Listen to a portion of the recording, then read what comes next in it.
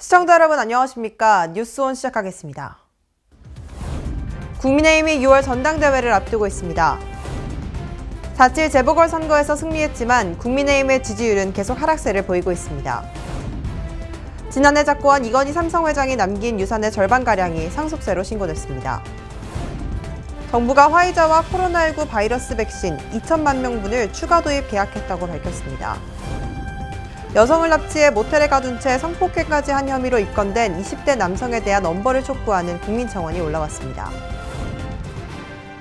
국민의힘이 6월 당 지도부 선출을 위한 전당대회를 앞두고 있습니다. 주호영, 나경원 등 많은 후보자들이 거론되고 있습니다.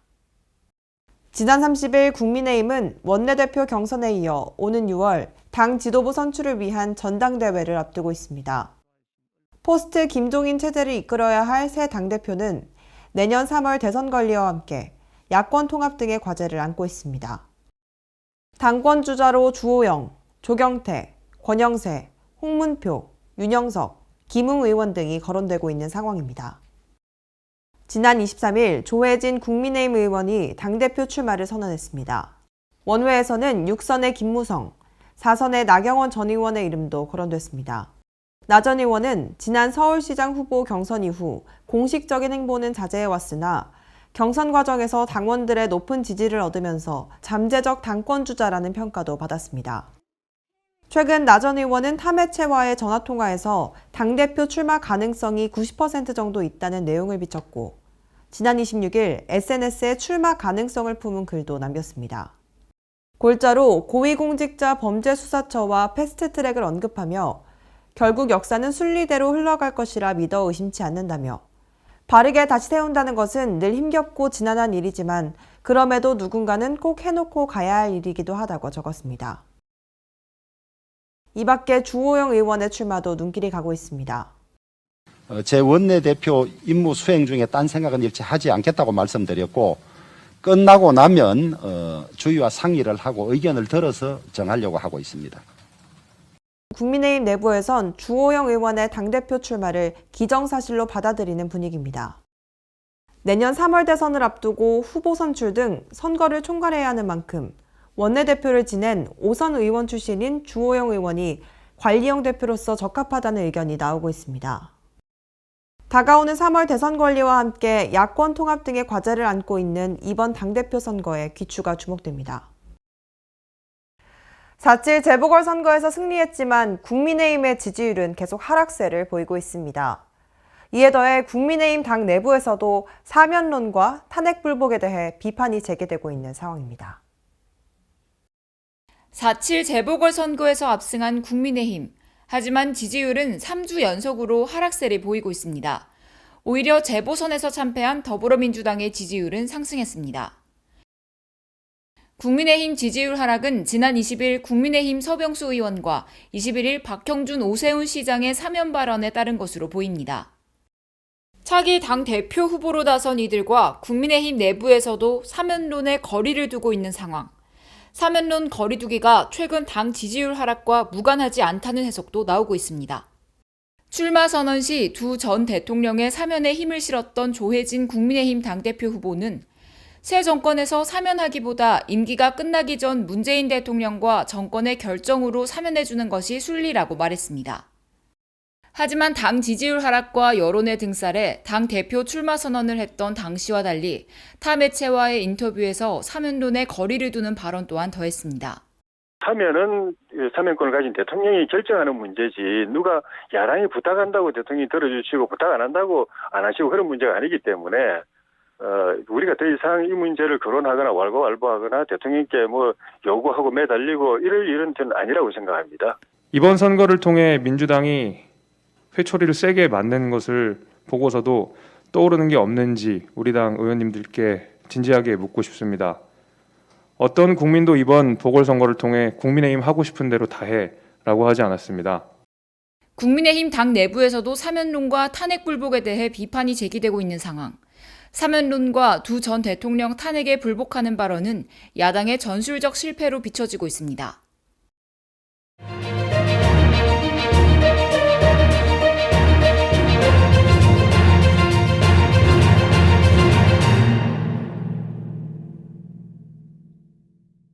지난 28일 이재용 삼성전자 부회장을 비롯한 유족들이 지난해 작고한 이건희 삼성 회장이 남긴 유산의 절반가량을 상속세로 신고했습니다. 유족이 낼 상속세는 세계적으로 유례가 없는 12조 원이 넘는 큰 규모인데요. 먼저 A일보는 창업주로부터 기업을 승계받는 국내 대기업 사주들은 자신들이 만든 공익법인에 주식을 증여하는 식의 편법으로 턱없이 적은 상속 증여세를 내고도 오히려 기업 지배력은 강화한다는 비판을 받아왔는데, 이번 삼성 일가의 막대한 상속세 납부는 이런 논란의 고리를 끊고 기업의 사회적 신뢰를 높이는 데 일조한다는 점에서 평가할 만하다고 말했습니다. B일보는 이 회장은 생전에 기회 있을 때마다 기업이 쌓은 부를 사회에 환원하겠다고 했고 그 책임을 다하기 위해 동분서주했다며 그의 사업보국 정신이 재계에 널리 퍼져 기업 기부 문화가 확산하는 계기가 되길 바란다고 말했습니다. 하지만 과도한 상속세 문제는 이참에 짚고 넘어가야 한다며 우리 상속세율은 징벌적 수준이라고 비판했습니다. 마지막으로 C일보는 이건희 회장은 2008년 비자금 사건으로 경영 일선에서 물러나면서 실명 전환한 차명 재산 중에서 누락된 세금 등을 납부하고 남은 것을 유익한 일에 쓰겠다고 약속한 바 있지만 그 약속을 이행하지 않은 채 세상을 떠났다며 액수를 두고 논란이 있을 수는 있겠으나 고인이 못 지킨 약속을 유족이 뒤늦게나마 이행한 것은 잘한 일이라고 말했습니다. 다만 상속세 정상 납부와 거액의 기부가 지난날의 편법적인 사전 상속의 면죄부가 될 수 없다는 점을 삼성가는 잊어서는 안 된다고 꼬집었습니다. 이 회장 재산의 약 60%를 사회에 내놓은 이번 조치는 사회적 책임을 실천한 일로 평가할 만합니다. 하지만 이 부회장이 수감된 현 상황을 보듯 삼성은 정경유착 등 부정적 인식을 털어내야 하는 과제가 남아있어 지속적인 사회공헌과 준법 경영으로 이를 실천해야 할 것입니다. 앵커브리핑 이어갑니다. 정부가 화이자와 코로나19 백신 2천만 명분을 추가 도입 계약을 맺었다고 밝혔습니다. 화이자 백신만 지난해 12월 1천만 명분, 올해 2월 300만 명분을 더해 총 3,300만 명분을 확보했고 다른 백신을 포함하면 총 9,900만 명분을 준비했다는 건데요. 9월까지 국내 인구의 70%에 대한 2차 접종을 마쳐 집단 면역을 조기에 달성하겠다고 했습니다. 먼저 A일보는 안심하기는 이르다며 백신 수급을 둘러싼 국제적 환경은 여전히 불확실하기에 관건은 계약된 물량이 제때 공급되는 것이라고 말했습니다. 또한 아직 드러나지 않은 화이자 백신의 부작용이 혹시라도 불거질 경우를 배제해서는 안 된다고 말했습니다.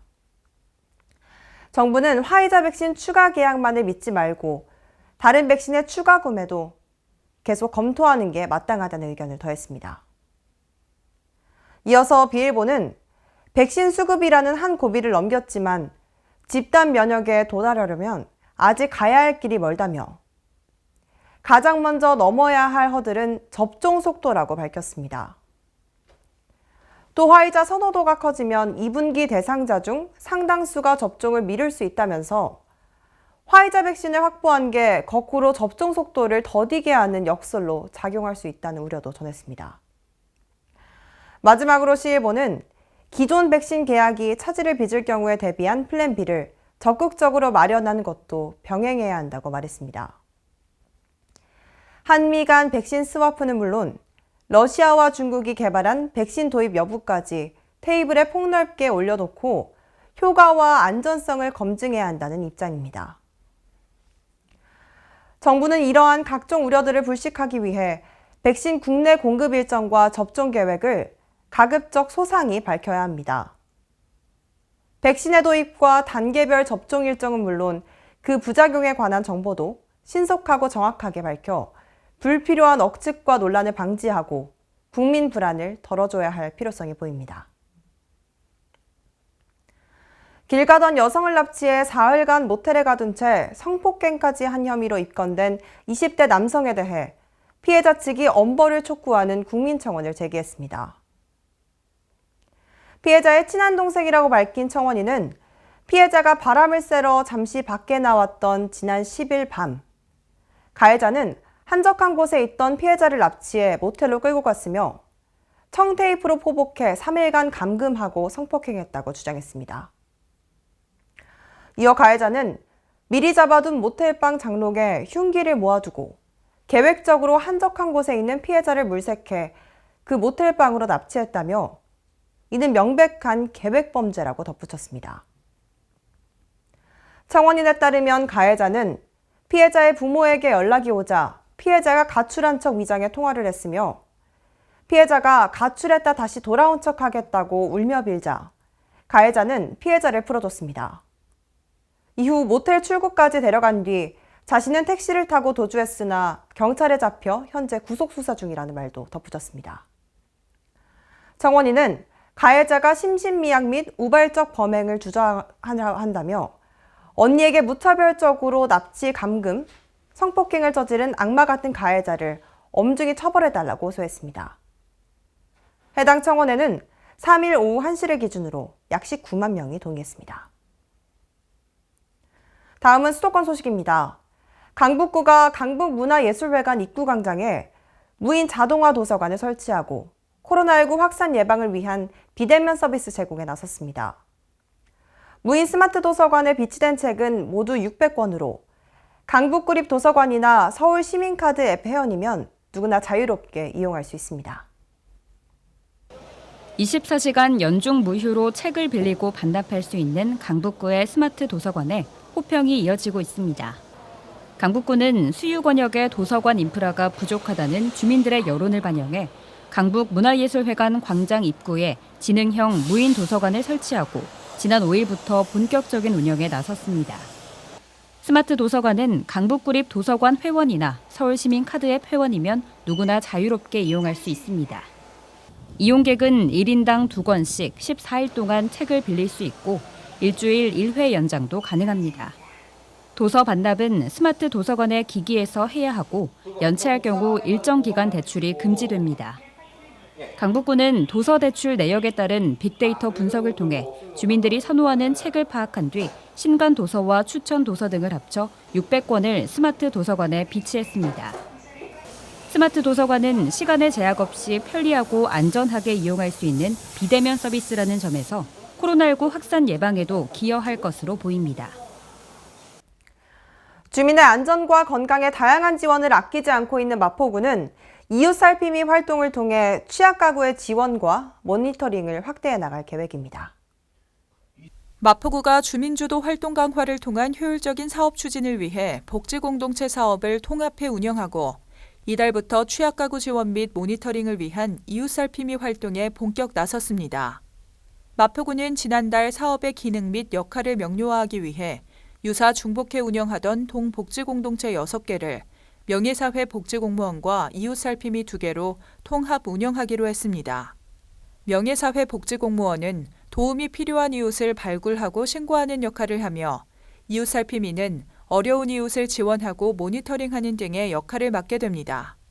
이웃살피미의 주요 역할은 어려운 이웃을 발굴된 사각지대 및 고독사 위험 가구에 대한 주민관계망 형성으로 사회적 고립을 예방, 지속적인 모니터링을 통해 안부 확인 및 필요한 복지 서비스를 지원하는 업무 등을 맡습니다. 마포구는 주민주도의 마을 중심 이웃살피미 사업을 본격 추진해 적극적이고 촘촘한 사회안전망 구축을 도모할 계획입니다.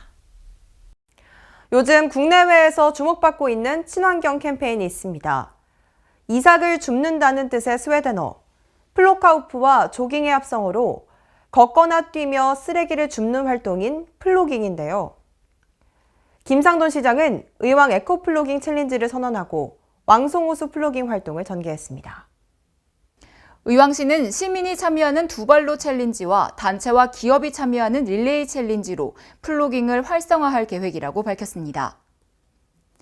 두발로 챌린지는 시민 누구나 참여할 수 있으며 올해 12월까지 진행될 예정입니다. 또한 올해 6월까지 진행되는 릴레이 챌린지는 단체와 기업이 플로깅을 실천하고 다음 챌린지 대상을 지명하는 방식으로 진행됩니다. 지명받은 단체와 기업은 10일 이내 플로깅을 실천해야 하는 릴레이 형식의 캠페인입니다. 이날 행사에 참석한 김상돈 시장은 의왕 에코플로깅에 많은 시민들의 적극적인 참여를 당부했습니다. 더불어 플로깅 릴레이 챌린지의 첫 단체와 기업으로 의왕시 지속가능발전협의회와 주식회사 시몬느를 지명했습니다. 한편 12월까지 플로깅 활동과 기후위기 비상행동인 음식물 남기지 않기, 내 용기로 음식물 포장하기 등에 참여한 사진을 의왕시 지속가능발전협의회 홈페이지에 등록한 시민에게는 소정의 기념품을 제공할 계획이라고 밝혔습니다. 광역시 소식입니다. 허태정 대전시장이 정례브리핑 자리에서 주택건설사업 통합심의, 규제 완화를 통해 신속한 주택 공급을 추진하겠다고 밝혔습니다. 대전시가 속도감 있는 주택 공급과 지역 건설업체 애로사항 해결을 위한 주택건설사업 통합심의 및 지역경제 활성화 대책을 수립했습니다.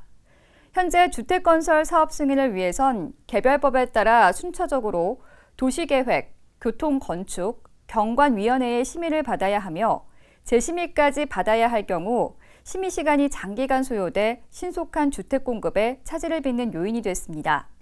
이에 대전시는 속도감 있는 주택 공급, 주택 건설 사업 심의 기간을 획기적으로 단축하는 통합심의와 규제 완화, 지역경제 활성화 대책 등 4개의 중점 추진 과제를 마련, 시민 주거 안정과 주택가격 안정화를 도모할 계획입니다. 한편 대전시는 2030 주거 종합계획에 따라 2021년 3만 4천 호, 2030년까지 12만 9천 호의 주택 공급을 추진할 예정입니다.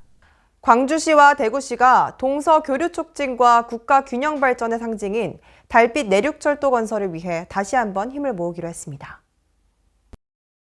지난 21일 이용섭 광주광역시장과 김정기 대구광역시 기획조정실장은 면담을 갖고 달빛 내륙철도 건설 사업이 제4차 국가철도망 구축 계획에 반영될 수 있도록 중앙정부 방문 등 긴밀한 협조를 약속했습니다.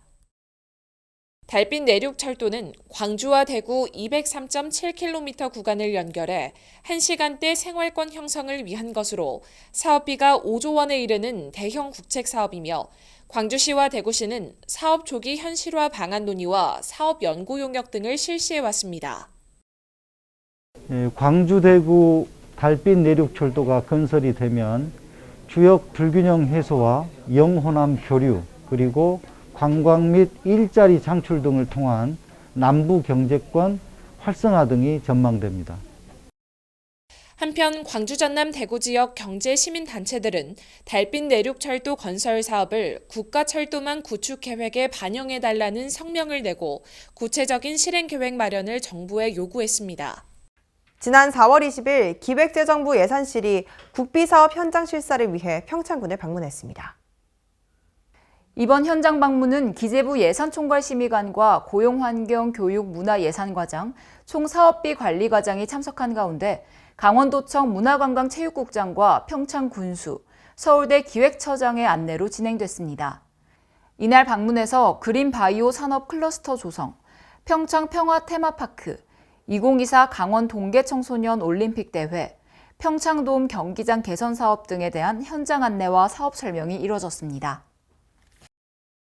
횡성군이 지난 20일 정례브리핑을 통해 2021년 횡성군의 교육정책을 밝혔습니다.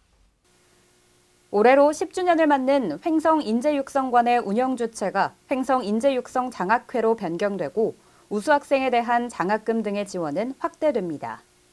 횡성형 마을교육 공동체 프로그램 횡성 다함께 교육은 공근, 우천, 안흥, 강림 등 4개면 지역에서 우선 실시되며 향후 타 지역으로 확대해 나갈 계획입니다. 학령 인구 감소로 어려움을 겪고 있는 송우대와 골프대에는 강원도 매칭 사업을 통해 4억 원을 지원하며 지역 대학 살리기도 추진합니다.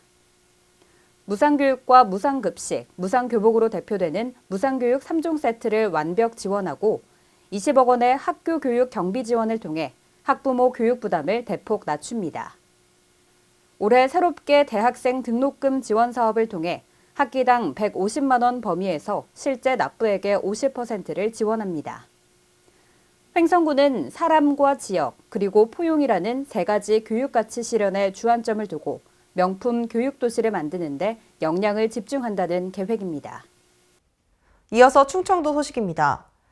충북도가 청주국제공항을 행정수도 관문이자 중부권 거점공항으로 육성하기 위해 핵심 기반시설 확충에 나섰습니다. 올해 상반기 정부가 고시할 예정인 공항개발 종합계획에 관련 사업을 추진한다는 구상입니다. 중부권 거점공항으로 발돋움한 청주국제공항. 충청북도는 청주국제공항을 행정수도 관문으로 육성하기 위해 총력을 기울입니다. 우선 올 상반기 정부가 고시 예정인 공항개발 종합계획에 관련 사업 추진에 나섭니다. 항공정책 기본계획은 국내 항공정책 비전과 전략을 제시하는 반면 이 계획은 공항별 사업을 구체화해 포괄적으로 담게 됩니다. 충청북도가 반영을 추진하는 사업은 청주공항 위계를 행정수도 관문공항으로 지정하는 것입니다. 현재 연간 500만 명 이상 이용하는 공항이자 중부권 거점공항으로 재도약하기 위한 전략입니다. 또한 청주공항 활주로를 3,200m로 연장하는 사업도 있습니다. 이 사업은 국토부가 확정 고시한 5차 국토종합계획에 포함됐으며 앞으로 대형 항공기 이착륙을 위해 필요한 사업으로 꼽히고 있습니다. 특히 국제선 확충과 노선 다변화를 위해 추진되어야 할 사업으로 청주공항 거점 항공사인 에어로케이가 국제선 운항을 위해 꼭 필요한 사업입니다. 에어로케이는 지난 15일 제주에서 청주 간 첫 정기편을 취항했으며 앞으로 6대의 항공기를 추가 도입해 일본과 대만, 동남아 등 11개 도시를 운항할 계획입니다. 이외에도 항공기 이착륙 안전성을 확보하고 결항 지연을 최소화하기 위해 청주공항의 운항 등급 상향 조정도 종합계획 포함에 나설 계획입니다. 장애인의 인권 향상과 존엄에 대해 함께 생각해보는 계기가 되는 장애인의 날 기념식이 개최됐습니다. 지난 22일 보령시청에서 열린 41회를 맞는 이번 행사는 김동일 시장과 김혁연 충남지체장애인협회 보령시 지회장 등 관계자 50명이 참석한 가운데 열렸는데요. 이날 행사는 모범 장애인과 장애인 복지 증진 유공자, 유공 공무원 등에게 표창을 수여한 후 참석자들이 함께 장애인 인권 증진과 복지 향상을 위한 소통의 시간을 가졌습니다.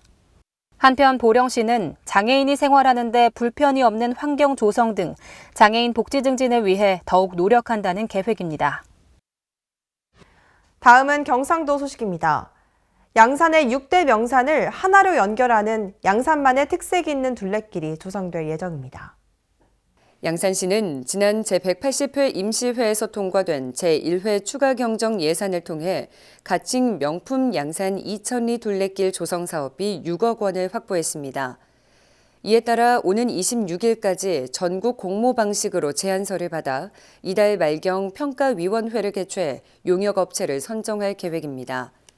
천성산과 영축산, 오봉산, 금정산, 신불산, 대운산 등 6대 명산을 잇는 둘레길은 각종 설화와 전설 등을 바탕으로 한 스토리텔링 코스를 개발하고 기존 산책로, 등산로와도 연계해 시너지 효과를 높일 전망입니다. 이와 함께 주변의 숙박, 음식, 체험 등과도 연계해 지역의 관광과 경제 활성화에도 기여할 것으로 기대됩니다. 전자결제, 가상화폐 등에 활용되며 4차 산업혁명 시대의 핵심 기술로 주목받고 있는 블록체인. 포항시는 블록체인 선도도시로 거듭나기 위해 발빠르게 움직이고 있는데요. 포항 블록체인 혁신 생태계 조성을 위한 업무 협약을 체결했습니다. 19일 포항시는 한국블록체인협회, 포스텍, 한동대학교와 포항 블록체인 혁신 생태계 조성을 위한 업무 협약을 체결했습니다. 이번 협약으로 각 기관은 다양한 분야의 데이터 발굴 및 체계적 수집을 위한 상호 협력 체계를 구축하고 블록체인 기반의 새 비즈니스 창출을 위한 자문과 지원을 합니다. 또 블록체인 기술 공동 연구 및 고급 인재 양성 사업을 추진하고 일자리 창출 순환 체계를 구축하는 등 포항 블록체인 산업 생태계 조성에 힘을 모을 예정입니다. 현재 포항시는 블록체인 기반 모바일 핀테크 사업, 블록체인 플랫폼 및 비즈모델 개발 ITRC 사업 등을 추진하고 있으며 전기차 사용 후 배터리 자원순환 클러스터 사업에 블록체인을 활용한 폐배터리 유통이력 관리 시스템을 구축할 계획입니다. 앞으로 시는 시민이 체감할 수 있는 블록체인 성공 사례를 발굴하고 차세대 블록체인 기술을 확보하는 등 글로벌 경쟁력을 갖춘 블록체인 혁신 생태계 조성에 최선을 다한다는 방침입니다. 다음은 전라도 소식입니다. 여수 어업인들이 원전 오염수 해양 방류 결정에 대한 일본 규탄 대회를 열었습니다. 노평우 수산인협회장은 성명서를 통해 일본 정부는 일방적인 원전 오염수 해양 방류 결정을 즉각 중단하고 우리 정부는 국민의 안전과 해양환경 피해 방지를 위한 방안을 강구하라고 강조했습니다. 지역 어업인들은 육상 규탄 대회와 더불어 국동 수변공원에서 돌산대교와 거북선대교를 거쳐 돌산읍 월전에 이르는 해상에서 오염수 방출 반대 해상 퍼레이드도 전개했습니다. 전주시가 발달장애인들의 건강 회복을 돕기 위한 치유농장을 운영합니다. 황인아 기자의 보도입니다. 전주시가 발달장애인의 건강회복을 도울 치유농장이 운영됩니다. 치유농장은 발달장애인이 농장체험 활동을 진행하면서 신체적, 정신적, 사회적으로 건강을 회복할 수 있도록 돕기 위한 농장으로 전북생물산업진흥원합 유구교지를 개관해 조성됐습니다. 시는 이 같은 치유농장 운영을 통해 지역 내 발달장애인 돌봄에 대한 새로운 대안을 제시하고 자연 속에서 다양한 활동을 통해 심리적 안정을 도모하면서 공동체 활동을 통한 사회성을 향상시키는 데 도움이 될 것으로 기대하고 있습니다. 전주시 복지환경국 관계자는 향후 농업활동 경험을 기반으로 다양한 일자리 참여 기회도 제공토록 할 것이라고 말했습니다. 지금까지 전북에서 황인아였습니다. 김제시가 농특산물 홍보 판매장 개장 행사를 가졌는데요. 이를 통해 지역경제 활성화와 농업인의 소득 증대를 기대할 수 있을 것으로 보입니다. 자세한 내용 황인아 기자가 취재했습니다. 김제시가 김제시 농특산물 홍보 판매장 개장 행사를 가졌습니다. 시 농특산물 홍보 판매장은 김제시 용지면 소재의 모다아울렛 전주 김제점 지하 1층에 위치해 연중 무휴로 운영되며 김제에서 생산되는 농산물과 과일, 지역산 원료로 만든 가공품과 특산품, 화해류와 공예품 등 다양한 제품들을 전시 판매하게 됩니다. 이 밖에도 김제시는 모다아울렛 시설 내에 농특산물 홍보 판매장과 함께 지평선 토요 직거래장터, 모다아울렛과 협업해 김제 농특산물 온라인 판매 공간을 추가로 구축해 김제의 농특산물을 전국에 알리고 판매할 수 있게 할 계획입니다. 박준배 김제시장은 이번 농특산물 홍보 판매장 개장은 지자체와 기업 간 상생협력 모델로 지역경제 활성화와 농업인 소득 증대가 예상된다며 지역 농특산물의 판로 확대와 홍보를 위해 지속적인 노력을 기울이겠다고 말했습니다. 지금까지 전북에서 황인아였습니다. 전북 장애인 인권연대가 주최하는 따박밴드 뮤지션 버스킹이 매주 전주 신시가지 미관광장에서 열리고 있습니다. 전북 장애인 인권연대가 주최하고 SODP 컴퍼니 전북지부가 후원하는 따박밴드 뮤지션 버스킹이 전주 시민들에게 소소한 감동을 주고 있습니다. 매주 수요일 전주 신시가지 미관광장에서 열리는 뮤지션 버스킹은 인근 지역 소상공인들을 위한 작은 음악회 공연입니다. 코로나19로 너무 자영업 하시는 분들이 너무 힘들거든요. 그래서 우리 석산 1, 2길에 있는 자영업 하시는 사장님도 힘내시라고 우리 장애인 인권연대에서 이렇게 수요일마다 매주 이 시간에 12시 30분부터 1시간 동안 수요 음악회를 하고 있습니다. 행사를 주관한 장애인 인권연대 최정현 대표는 우리의 공연이 프로예술인은 아니지만 우리 지역에 살면서 그동안 가꾼 재능을 기부하고 지역의 소상공인들에게 힘을 보태고자 소소하게 자리를 마련했다고 말했습니다. 이번 공연을 선보인 따박밴드는 장애인 인권연대 중점 사업 중 하나로서 장애인들을 위한 권익 및 인권 활동을 위한 다양한 활동을 펼치고 있습니다. 지금까지 전북에서 황인아였습니다. 사건 사고 소식입니다. 지난주엔 유난히 화재 사고가 많았는데요. 오산시에 위치한 음식점에서 꽤 큰 규모의 화재가 발생했습니다. 지난 29일 오산시 외산미동 소재의 음식점에서 화재가 발생했습니다. 신고자는 주변 세차장에서 세차 중 타는 냄새가 나서 주변을 확인해 보니 음식점 건물 1층 영업장 오른쪽에서 불꽃을 목격했다고 진술했습니다. 최초 신고 후 완진에는 49분이 소요됐으며 음식점 내 직기품 등이 소실됐지만 인명피해는 없었습니다. 해당 화재 진압을 위해 소방인력 60명과 장비 22대가 동원됐으며 정확한 화재 원인은 조사 중입니다. 경기도 화성시에 위치한 빌라에서 화재가 발생했습니다. 지난 26일 화성시 송산면의 한 빌라에서 화재가 발생했습니다. 소방대는 4층 건물 중 3층에서 화재가 발생했다는 신고를 받고 출동했으며 완진에는 44분이 소요됐습니다. 해당 화재로 3층에 거주하는 83세 여성 1명이 양손에 1도 화상을 입었으며 4층 거주자들은 일부 연기 흡입으로만 인한 어지러움을 호소했습니다. 화재 진압을 위해 소방 인력 30명과 장비 14대가 동원됐으며 재산 피해는 조사 중입니다.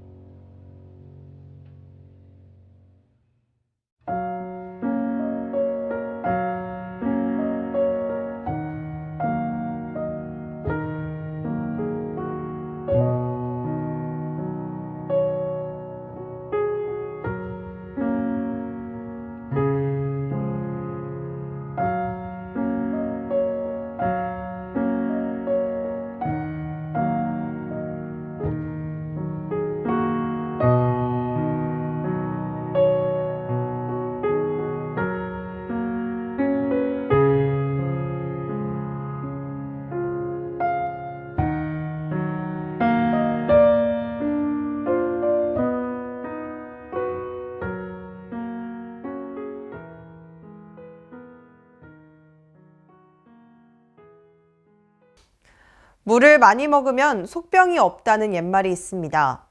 무는 속이 더부룩하거나 소화가 되지 않을 때 효과를 낼 수 있다고 하는데요.